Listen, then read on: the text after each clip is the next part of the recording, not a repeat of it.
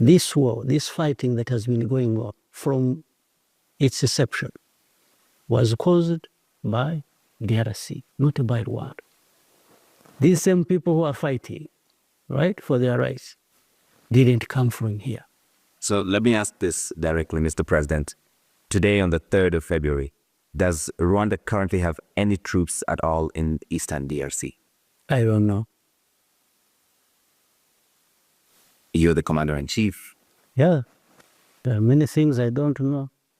But if you want to ask me, is there a problem in Congo that concerns Rwanda and that Rwanda would do anything to protect itself? I'd say 100%.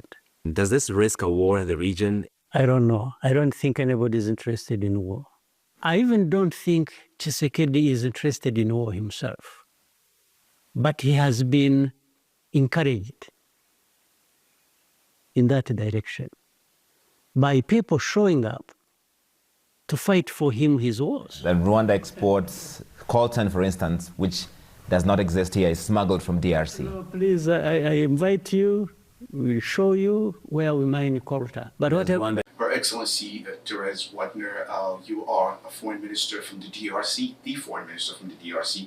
I want to thank you for the time that you've given us tonight to have this conversation, knowing what you've been having so many meetings here in DC, in New York. So we want to thank you to start with that first. Thank you for having me. First of all, I want to confirm that Goma is under foreign occupation by the Rwandan Defense Forces, the official army of Rwanda, our neighbor.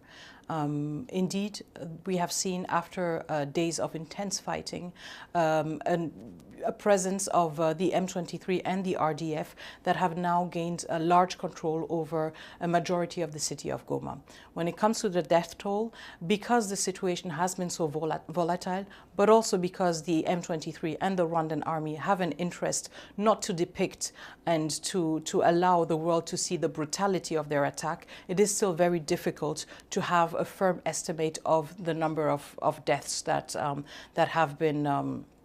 have resulted in these days of an onslaught. We need to differentiate also in the fact that there were a lot of deaths linked to the fighting, but also many deaths linked to the fact that Rwanda very purposefully sabotaged key infrastructure in the DRC. Your government has repeatedly accused Rwanda in supporting the M23, with President Kagame denying, he denies any involvement at all.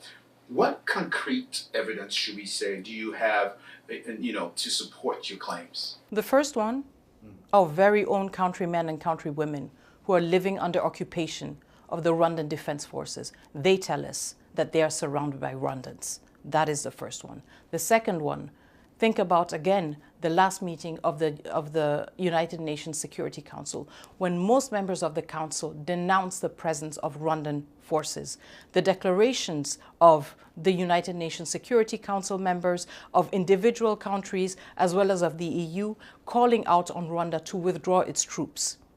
Thirdly, we have the United Nations Group of Experts report that spoke in December of at least 4,000 troops of the Rwandan Defense Forces present on DRC soil. So we find again that Rwanda is isolated in this narrative, denying its presence. But the world sees that Rwanda has been lying throughout. The world sees Rwanda for its duplicity, and it will hold Rwanda accountable.